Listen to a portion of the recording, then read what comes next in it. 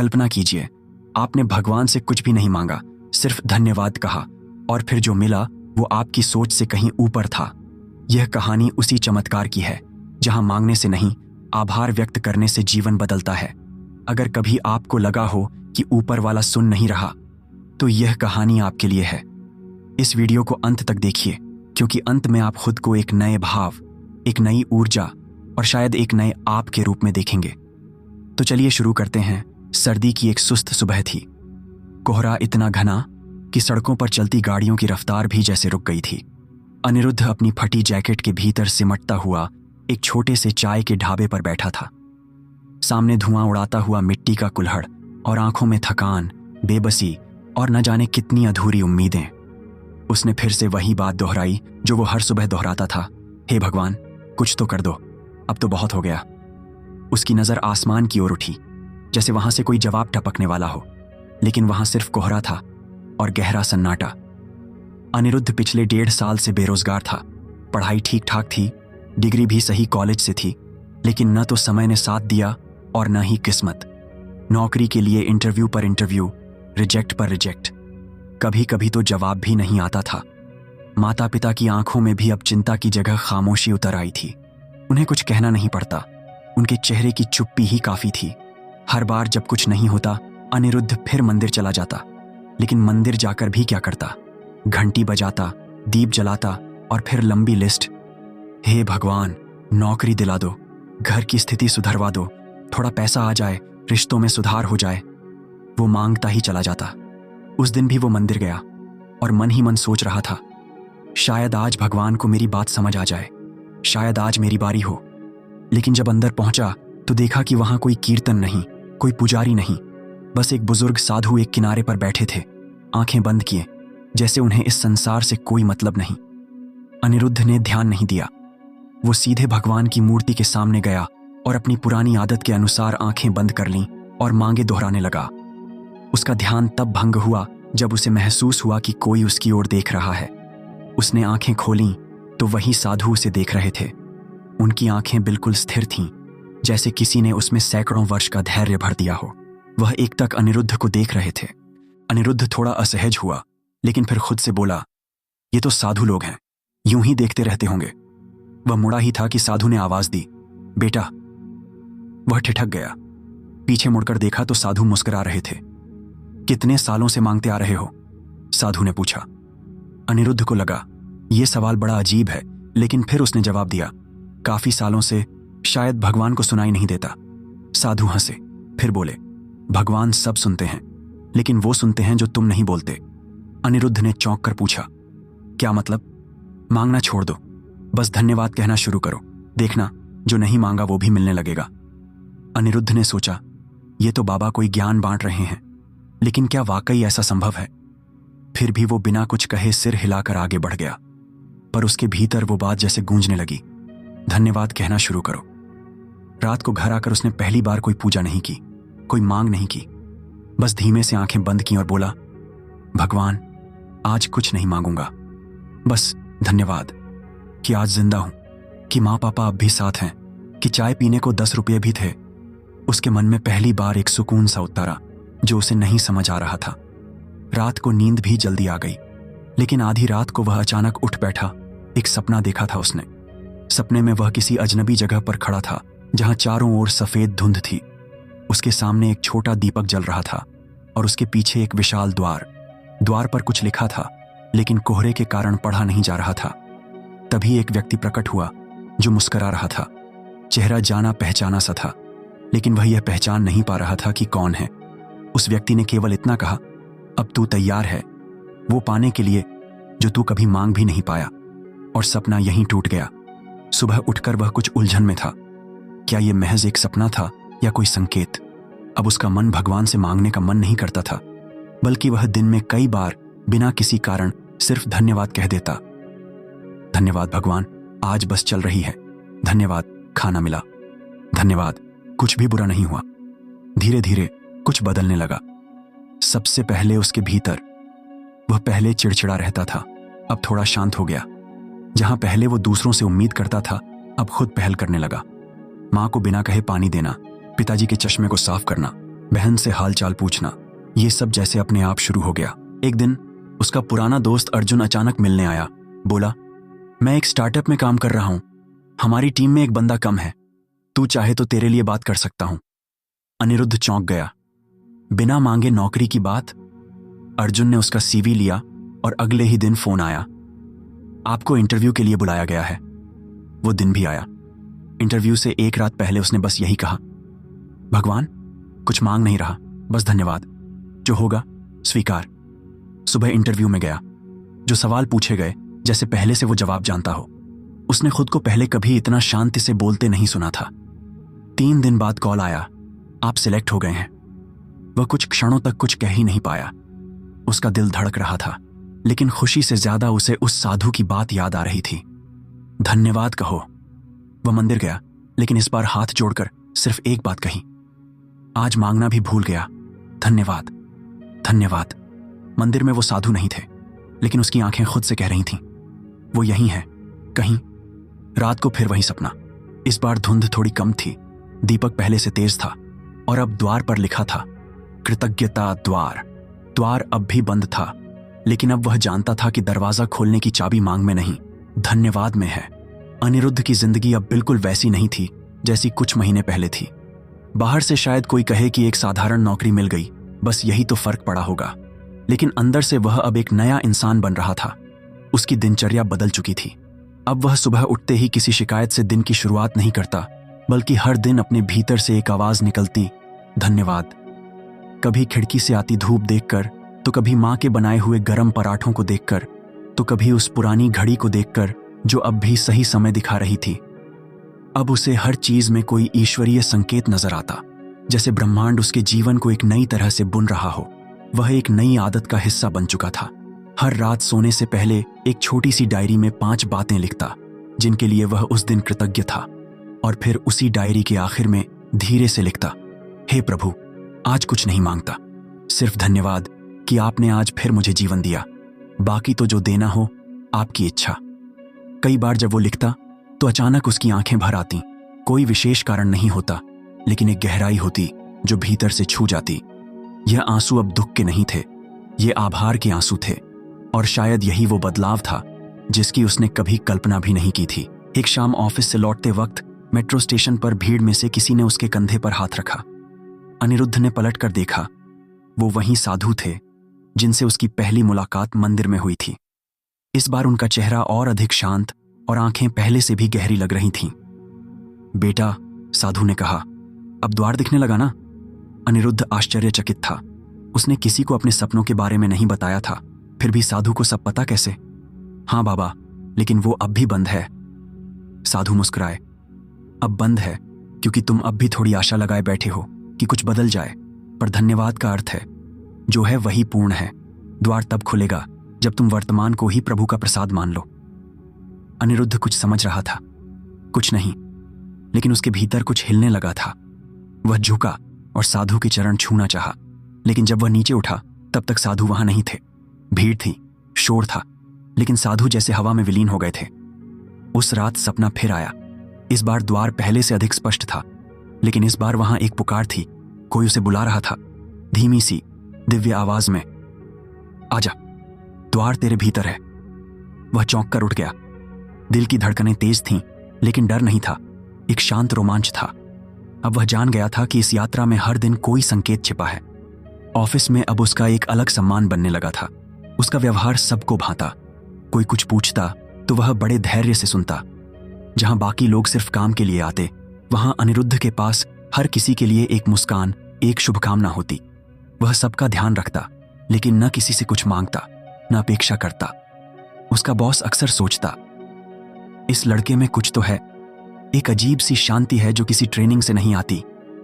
कुछ ही महीनों में उसे एक ऐसा प्रोजेक्ट दिया गया जो कंपनी के लिए बेहद महत्वपूर्ण था। उससे वरिष्ठ लोगों को भी आश्चर्य हुआ, एक नया लड़का, इतना बड़ा जिम्मा। लेकिन अनिरुद्ध को कोई फर्क नहीं पड़ा। उसने बस एक बात कही, जो करना है पूरी निष्ठा से करूंगा। धन्यवाद प्रभु, आपने मुझ पर भरोसा किया। प्रोजेक्ट की शुरुआत कठिन थी, बहुत सारी जिम्मेदारियां, समय की पाबंदी, अनगिनत रिपोर्ट्स, लेकिन हर सुबह वह आंखें बंद कर 5 मिनट बैठता और कहता, धन्यवाद। इस अवसर के लिए, इस परीक्षण के लिए और इस शक्ति के लिए। फिर एक दिन कंपनी की ओर से उसे एक कार्यक्रम में भेजा गया। वह एक अलग शहर की यात्रा थी और वह पहली बार अकेले कहीं जाने वाला था। ट्रेन में वह खिड़की से बाहर देखते हुए अपने ही विचारों में डूबा था, जब अचानक सामने की सीट पर बैठे एक बालक ने पूछा, अंकल, भगवान कैसे सबको एक साथ सुनते हैं? अनिरुद्ध मुस्कुराया। उसने बच्चे से कहा, भगवान तो सिर्फ वही सुनते हैं जो मन से कहा जाए, और जब हम धन्यवाद कहते हैं तब भगवान मुस्कुराते हैं।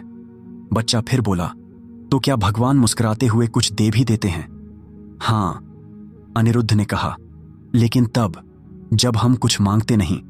बच्चा फिर मुस्कुराया और कहा, तब तो भगवान को भी अच्छा लगता होगा ना? यह संवाद छोटा था, लेकिन अनिरुद्ध के भीतर कुछ फिर से हिला। जब वह कार्यक्रम स्थल पहुंचा तो उसके सामने एक और चौंकाने वाला अनुभव था। वहां स्वागत करने वालों में एक महिला थी जिनका चेहरा उसे जाना पहचाना लग रहा था। बहुत देर तक सोचने के बाद उसे याद आया, यह वही महिला थी जो कई साल पहले उसके कॉलेज में गेस्ट स्पीकर बनकर आई थी, और उसने उस दिन उन्हें एक कविता सुनाई थी, जिसे सुनकर उन्होंने कहा था, तुम्हारे शब्दों में ऊर्जा है लेकिन जीवन की दिशा खो रही है। अनिरुद्ध ने उनसे नम्रता से कहा, मैम, शायद आप पहचाने नहीं, मैं अनिरुद्ध हूं। आपने एक बार कहा था कि मेरी दिशा खो गई है। महिला ने उसकी ओर देखा, मुस्कुराई और कहा, लगता है अब दिशा मिल गई है। उनकी बात सुनकर उसके शरीर में एक कंपन सा हुआ। वो पहली बार था जब किसी ने अनजाने में उसके अंदर की यात्रा को पहचान लिया। कार्यक्रम में उसका भाषण हुआ, उसने तकनीकी बातें कहीं, लेकिन अंत में उसने जो कहा वो सबके लिए नया था। मैंने जीवन में बहुत बार मांगा, हर बार खाली हाथ लौटा, लेकिन जिस दिन मैंने मांगना छोड़ दिया और धन्यवाद कहना शुरू किया, उसी दिन मुझे वो सब मिलने लगा जिसकी कभी मैंने कामना भी नहीं की थी। कृतज्ञता सिर्फ एक भावना नहीं, ये भगवान से सीधा जुड़ने का माध्यम है। सभी लोग मौन हो गए थे, तालियां बजीं, लेकिन उससे ज्यादा कई लोगों की आंखें नम थीं। उस रात होटल के कमरे में उसने अपनी डायरी खोली, लेकिन इस बार 5 नहीं 25 चीजें लिख दी जिनके लिए वह आभार प्रकट करना चाहता था, और अंत में लिखा, हे प्रभु, अब मैं कुछ भी नहीं चाहता, जो आपने दिया वो बहुत है, बाकी आप जानो। डायरी बंद की तो उसके कमरे की बत्ती अपने आप झपकी और बंद हो गई। वह चौंका, लेकिन डर नहीं लगा। उसने आंखें बंद की और उसी क्षण उसे अपने सामने वही साधु दिखाई दिए। इस बार आंखों में एक आशीर्वाद और हाथ में एक दिया। धीरे धीरे उन्होंने दिया अनिरुद्ध की ओर बढ़ाया और कहा, अब दीप जलाओ, द्वार खुलने वाला है। अब अनिरुद्ध की दिनचर्या कुछ इस तरह हो गई थी जैसे हर दिन कोई दिव्य संकल्प लिए हुए शुरू होता हो। सुबह की पहली हवा को महसूस करना, आंखें बंद करके आकाश की ओर मुस्कुराना, और फिर दिन की शुरुआत एक ही भाव से करना, धन्यवाद। बस आज के लिए भी धन्यवाद।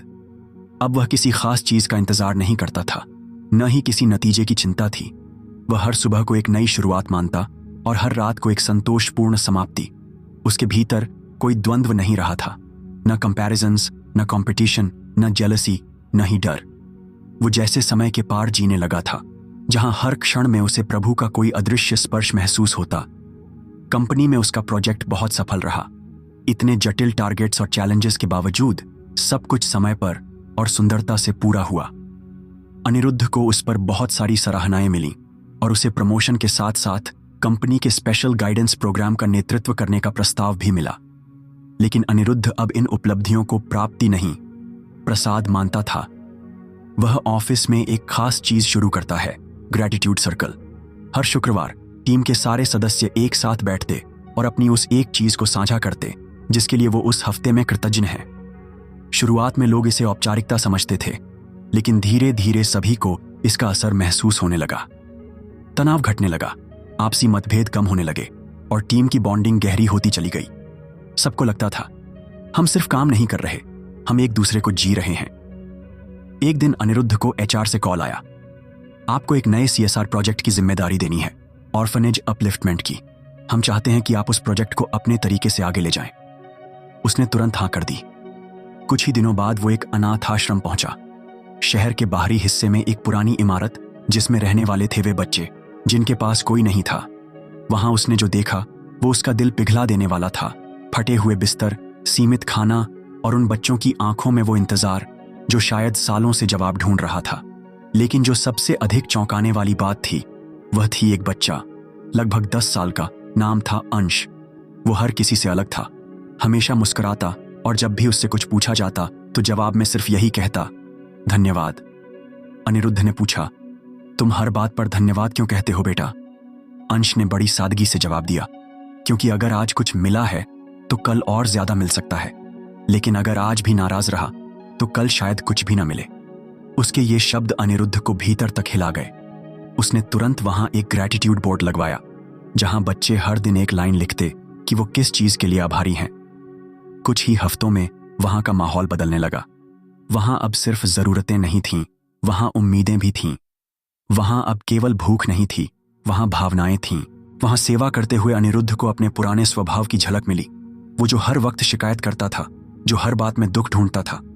और फिर उसे ये एहसास हुआ कि इन बच्चों के पास कुछ भी नहीं होते हुए भी वो आभारी हैं, और वो जो सब कुछ होते हुए भी मांगता ही रह गया। इसी ऑर्फनेज में एक पुराना लकड़ी का अलमारी रखा था, जिसमें पुराने सामान और किताबें थीं। एक दिन वहां सफाई करते हुए अनिरुद्ध को एक पुरानी डायरी मिली।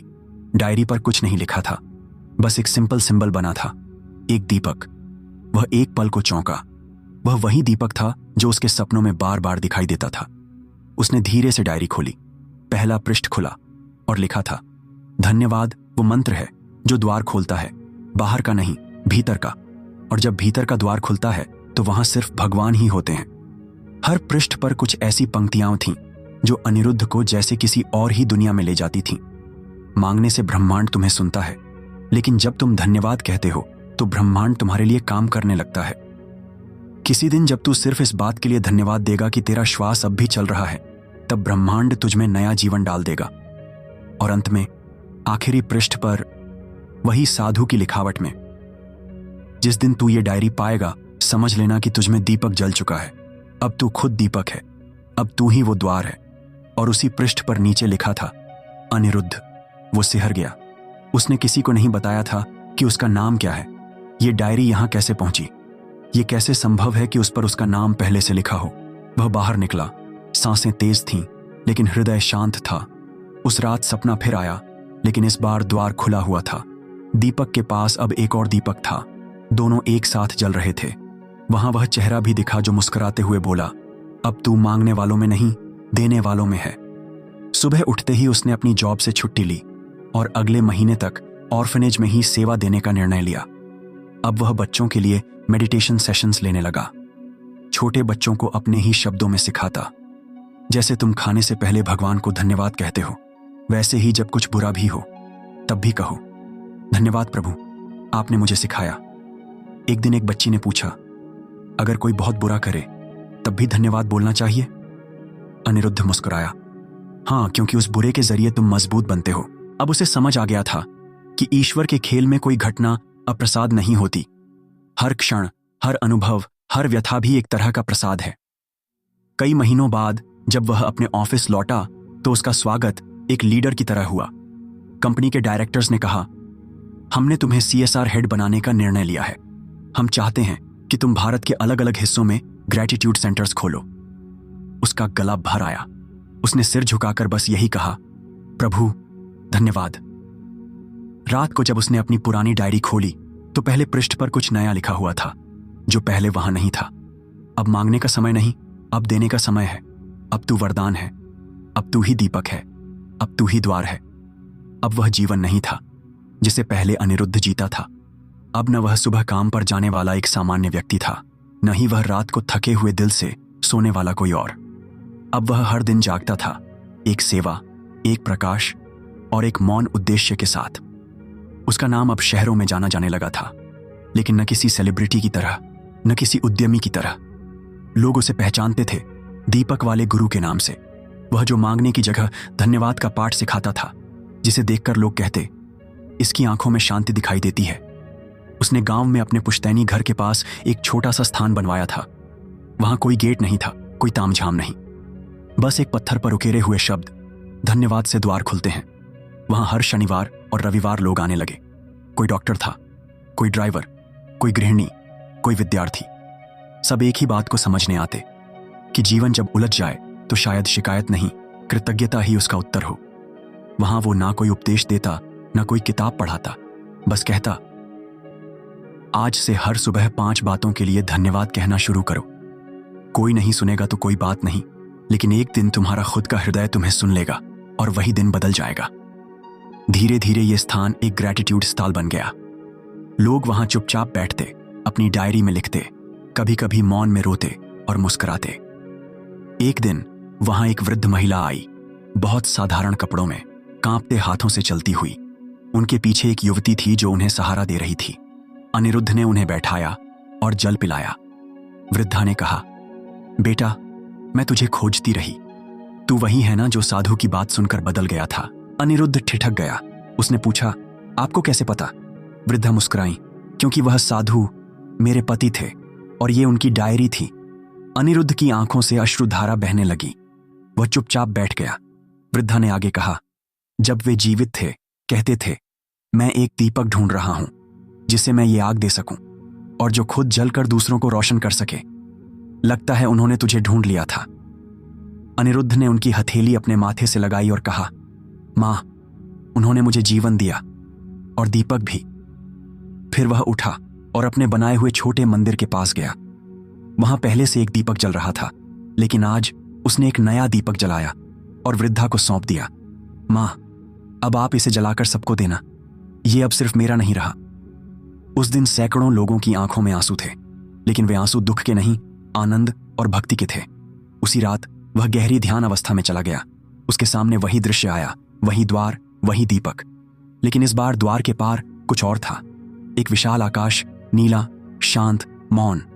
वहां साधु फिर प्रकट हुए, मुस्कुराए और बोले, अब तू द्वार पार कर चुका है।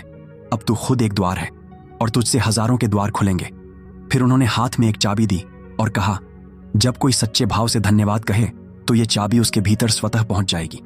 अनिरुद्ध ने आंखें खोलीं और जैसे ही उसने गहरी सांस ली, उसे एहसास हुआ, यह अब अंत नहीं, यह शुरुआत है। अगले दिन एक 8 साल का बच्चा अपनी मां के साथ आया। वो चुपचाप एक कोने में बैठा रहा। फिर अंत में आया और बोला, अंकल, आपने जो कहा मैं वो रोज करूंगा, लेकिन क्या मैं भी दीपक जला सकता हूं?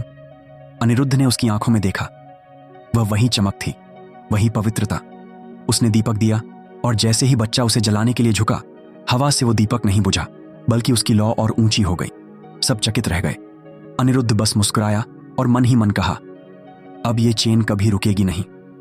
कई साल बाद जब ये स्थान एक मिशन बन चुका था, ग्रेटिट्यूड मूवमेंट, तब एक दिन अनिरुद्ध की डायरी का आखिरी पन्ना खुला। वहां कुछ नया लिखा था, अब तू पूछता भी नहीं, तू मांगता भी नहीं, और फिर भी तुझे वो सब मिल रहा है जो तू जानता भी नहीं था कि चाहिए था। यही परम कृपा है। उसने कलम उठाई और लिखा, धन्यवाद उस खालीपन के लिए जिसने मुझे भर दिया। धन्यवाद उस प्रतीक्षा के लिए जिसने मुझे स्थिरता सिखाई। धन्यवाद उस मौन के लिए जिसमें मैंने प्रभु को सुना। कहानी यहीं समाप्त नहीं होती। उस बच्चे ने, जिसने दीपक जलाया था, कई वर्षों बाद एक नया केंद्र खोला। वहां भी लिखा था, मांगो मत, धन्यवाद कहो, देखो भगवान तुम्हें क्या क्या भेजते हैं। और एक शाम जब वो केंद्र खुला, वहां एक नया साधु आया। किसी ने नहीं पहचाना, लेकिन उसकी आंखों में वही शांति थी, वही गहराई। वह बस मुस्कुराया और बोला, अब दीपक जल चुका है, अब द्वार अपने आप खुलते रहेंगे। अगर धन्यवाद कहने की ताकत आपने महसूस की तो इस वीडियो को लाइक जरूर करें। अपने अनुभव नीचे कमेंट में लिखें और ऐसी ही प्रेरणादायक कहानियों के लिए सब्सक्राइब करना बिल्कुल न भूलें। धन्यवाद।